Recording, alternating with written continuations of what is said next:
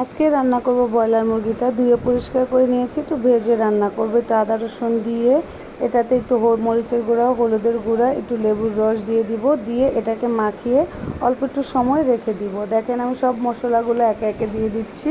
দিয়ে দেওয়ার পর এগুলোকে হাতে ভালোভাবে মেখে নিব, মেখে নিয়ে কিছুক্ষণ রেখে দিব। রাখার পর এটা ফ্রাই প্যানে আমি ভেজে নিব। দেখেন এক পিস করে দিয়ে আমি আস্তে আস্তে এটাকে ভেজে নিব। ভেজে রান্না করে আজকে একটু ভুনা করব। ব্রয়লার মুরগিটা আসলে এখন বেশি খাওয়া হয় না। আসলে রান্না ভালোভাবে করলে সব মুরগির মজাই অন্যরকম আলাদা হয়। দেখেন আমি ফ্রাই প্যানে একটা একটা মুরগির পিস দিয়ে এগুলোকে ভালোভাবে ভেজে নিচ্ছি। ভেজে নেওয়ার পর এটাকে দেখেন আমি একটু পর উল্টে পাল্টে দিব, এটাকে ভালোভাবে উল্টে দিব, একটু কড়া করেই ভেজে নিব, তাহলে একটু ভুনাটাতে মজা হবে। আপনারা যারা করেন তারাও একটু কড়া করে ভেজে নেবেন। আসলে এটা সবাই পারে, তাও আমি কীভাবে করি সেটা আপনাদেরকে একটু দেখিয়ে দিচ্ছি কীভাবে।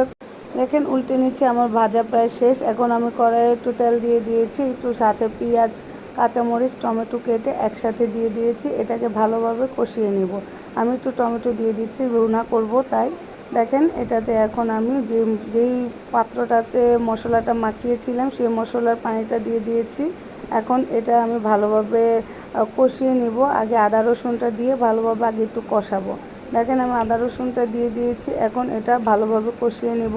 কষানোটা সুন্দরভাবে হয়ে গেলে এটাতে আমি পরিমাণ মতো মরিচের গুঁড়া, হলুদের গুঁড়া, এলাচ, দারচিনি সব কিছু একসাথে দিয়ে ভালোভাবে কষিয়ে নেব। যে যেরকম ঝাল খান সেভাবেই দিয়ে দিবেন। আমি এটা একটু ঝাল করে রান্না করব, একটু ভুনা করব, তাই ঝাল ঝাল করব। দেখেন আমার কষানোটা তেল তেল হয়ে গেছে, তেল ছেড়ে দিলেই বুঝবেন কষানোটা অনেক সুন্দর হয়েছে।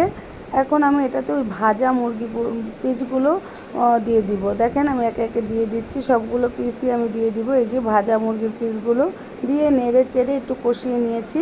কষিয়ে নেওয়ার পর অল্প একটু পানি দিয়ে দিব, যেহেতু ভুনা করব একটু হালকা মাখা মাখা ঝোল রাখবো, তা নাহলে খাওয়া যাবে না। দেখেন আমার মুরগির ভুনা হয়ে গেছে, অনেক মজা হয়েছে, গরম ভাত খেয়ে দিই।